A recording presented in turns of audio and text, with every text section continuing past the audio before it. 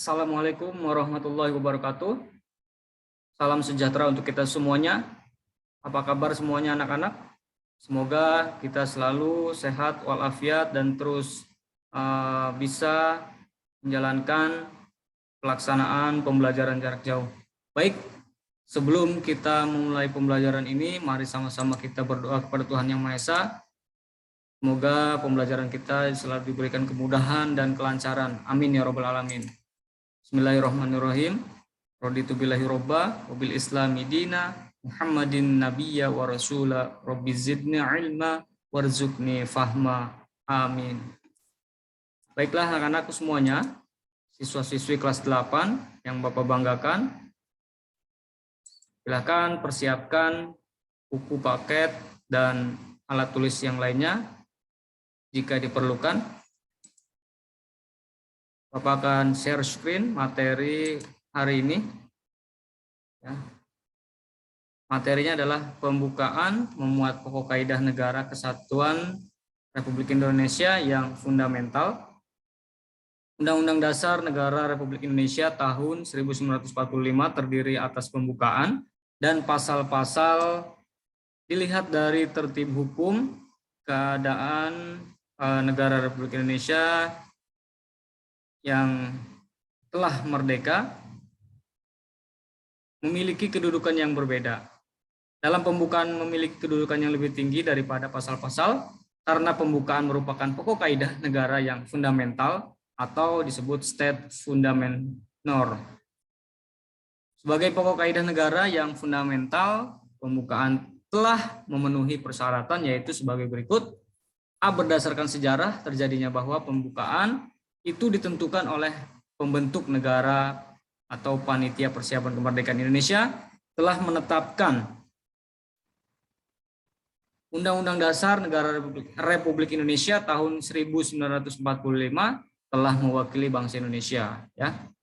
B. Berdasarkan isinya bahwa pembukaan memuat asas falsafah negara Pancasila, asas politik negara, kedaulatan rakyat dan tujuan sebuah negara.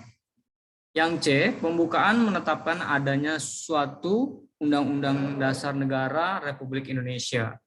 Ya, nah ini adalah salah satu sebagai pokok kaidah negara yang fundamental atau negara state fundament norm, ya, yang telah memenuhi syarat sebagai negara yang memiliki Undang-Undang Dasar atau hukum dasar secara tertulis.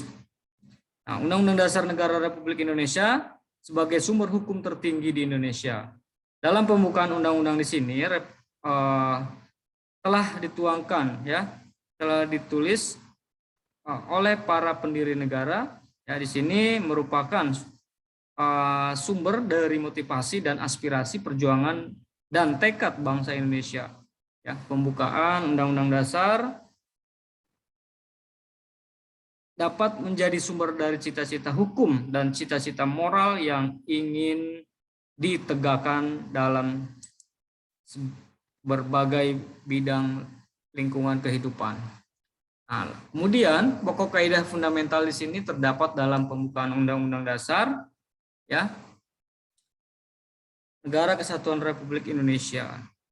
Pokok-pokok kaidahnya yang pertama adalah pokok pikiran diciptakan dan diwujudkan dalam pasal undang-undang. Kemudian pengakuan kemerdekaan hak segala bangsa, kemudian cita-cita nasional, dan yang keempat pernyataan kemerdekaan, yang kelima tujuan negara, kedaulatan rakyat, dan dasar negara Pancasila.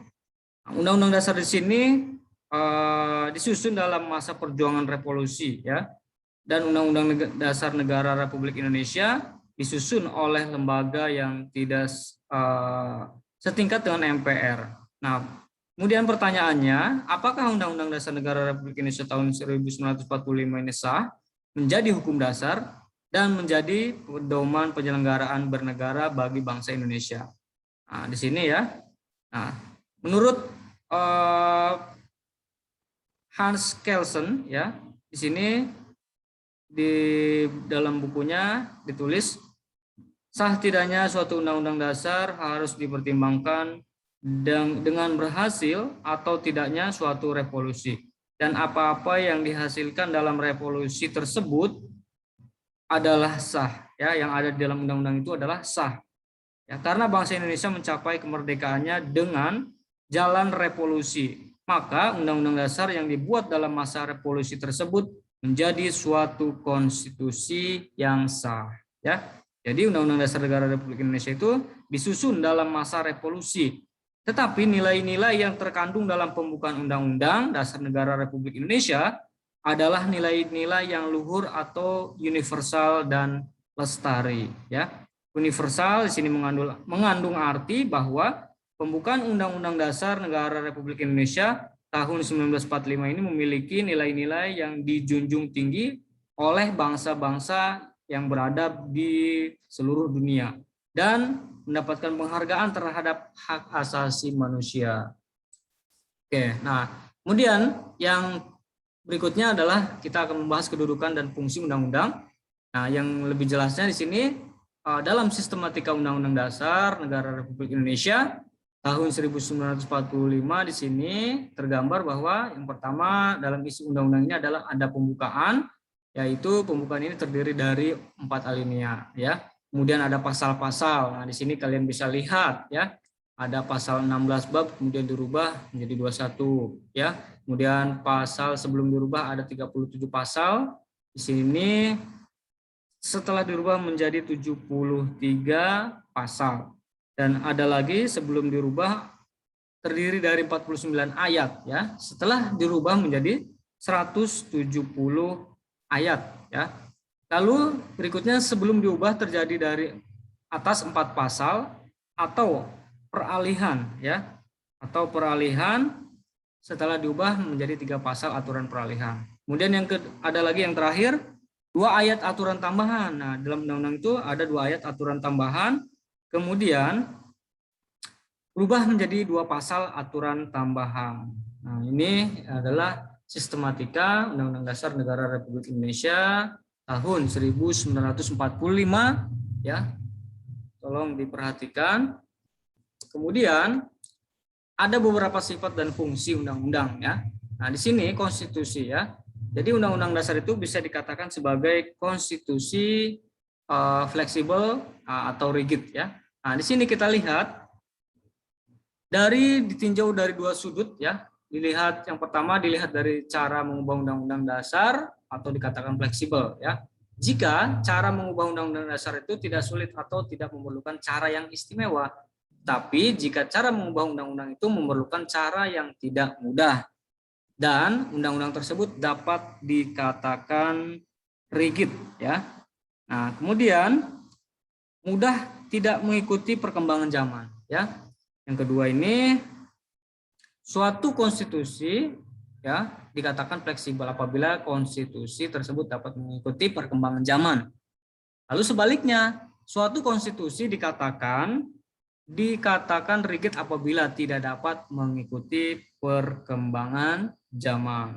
Nah, konstitusi atau undang-undang dasar yang mudah diubah dan mampu mengikuti perkembangan zaman biasanya hanya memuat aturan-aturan pokok, ya, hanya memuat garis-garis besar sebagai instruksi kepada pemerintah pusat dan penyelenggara negara lainnya. Untuk menyelenggarakan kehidupan bernegara, hukum dasar yang memuat aturan-aturan pokok saja menyerahkan aturan-aturan yang menyelenggarakan aturan pokok itu kepada undang-undang, atau lebih mudah caranya membuat, mengubah, dan mencabut, ya. Perlu kita ketahui bahwa dinamika kehidupan masyarakat dan negara Indonesia, tumbuh zaman berubah, dinamika kehidupan masyarakat dan negara tidak bisa dihentikan. Oleh karena itu, maka semakin supel sifat aturan tersebut, maka semakin baik. Jadi kita harus menjaga supaya sistem undang-undang dasar tidak tertinggal oleh zaman. Jangan sampai kita membuat undang-undang yang tidak sesuai dengan keadaan zaman, ya. Nah, dalam kedudukannya di sini undang-undang juga bisa kita ketahui memiliki salah fungsi, ya. Nah, di sini adalah fungsi daripada undang-undang. Yang pertama adalah sebagai alat kontrol, ya. Jadi undang-undang dasar ini adalah sebagai alat kontrol negara Republik Indonesia, ya. sebagai alat apakah aturan hukum yang lebih rendah sesuai atau tidak dengan norma hukum yang lebih tinggi, yaitu Undang-Undang Dasar. Kemudian yang kedua, sebagai pengatur Undang-Undang Dasar, ya. Nah, di sini juga berperan sebagai pengatur. Jadi Undang-Undang Dasar ini adalah perannya sebagai pengatur bagaimana kekuasaan negara disusun, dibagi, dan dilaksanakan. Lalu yang ketiga, fungsinya yang ketiga adalah sebagai penentu. Nah, Undang-Undang Dasar ini sebagai penentu, negara Republik Indonesia juga berfungsi sebagai penentu hak dan kewajiban negara, aparat negara, dan warga negara. Penentu, ya. Jadi Undang-Undang Dasar ini adalah sebagai penentu di mana kehidupan warga negara Republik Indonesia, ya.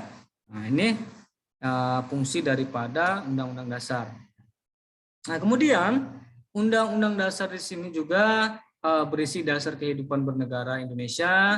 Semua peraturan undang-undang yang dibuat di Indonesia tidak boleh bertentangan dengan undang-undang. Ya, kedudukan Undang-Undang Dasar di sini adalah yang paling tertinggi. Ya, kita selalu bisa menjalankan peraturan sesuai dengan undang-undang. Ya, apapun, ya, seluruh masyarakat Indonesia semuanya harus mematuhi peraturan perundang-undangan, ya, dan harus berpedoman kepada Undang-Undang Dasar Negara Republik Indonesia, ya. Nah, sebagai warga negara yang taat, kehidupan dalam yang kita lakukan sehari-hari kita harus patuh, ya, sesuai dengan ketentuan yang terdapat dalam undang-undang, ya. Patuhan warga negara juga sesuai dengan terhadap undang-undang di sini harus terarah, ya, harus terarah pada kehidupan yang lingkungan yang tertib, ya, kemudian menjadikan kehidupan yang nyaman, teratur, ya, saat melaksanakan kehidupan bernegara maupun mempermudah kita untuk mencapai masyarakat yang sejahtera, ya. Jadi setiap bangsa yang merdeka akan membentuk suatu pola kehidupan yang dinamakan negara, ya. Jadi pola kehidupan di sini adalah kelompok dalam bernegara, itu harus diatur dalam suatu naskah. Jadi negara yang merdeka itu pasti semuanya memiliki aturan, ya. Pasti semuanya memiliki aturan yang harus dilaksanakan. Contohnya, ya. Contohnya undang-undang kita kaitkan di lingkungan sekolah, ya. Kalau di sekolah itu ada yang namanya tata tertib, ya. Tata tertib siswa yang harus kalian laksanakan dan patuhi, ya. Di sekolah ada tata tertib yang harus kalian jalankan seperti bagaimana masuk kegiatan sekolah atau kegiatan pembelajaran yang harus dilaksanakan. Itu adalah salah satu kewajiban siswa, ya. Siswa tidak boleh terlambat, tidak boleh tidak mengikuti, ya. Jadi seluruh siswa harus bisa menjalankan tata tertib sekolahnya dengan baik, ya. Harus bisa menjalankan apa yang diperintahkan atau yang ditugaskan dari Bapak Ibu guru, dan apa yang dilarang oleh sekolah dan sebagainya, ya.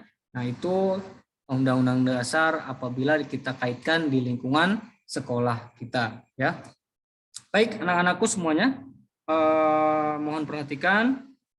Bapak akan memberikan kalian aktivitas atau tugas, ya.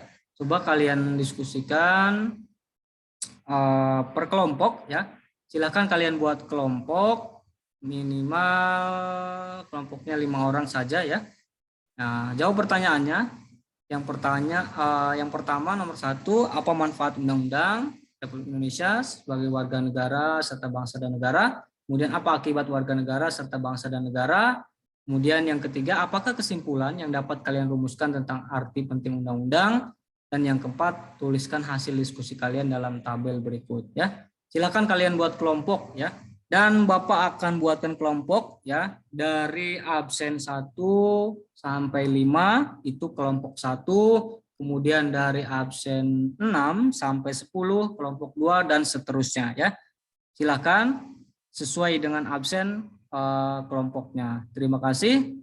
Apabila ada yang ingin ditanyakan, silahkan kalian tanya di kolom komentar atau di WhatsApp, ya. silakan apabila ada yang ingin bertanya. Terima kasih. Mohon maaf atas segala kekurangan dan apabila ada kesalahan mohon dibukakan pintu maaf ya. Itu saja yang bisa Bapak sampaikan.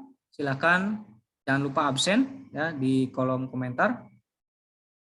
Terima kasih. Wabillahi taufiq wal hidayah. Wassalamualaikum warahmatullahi wabarakatuh.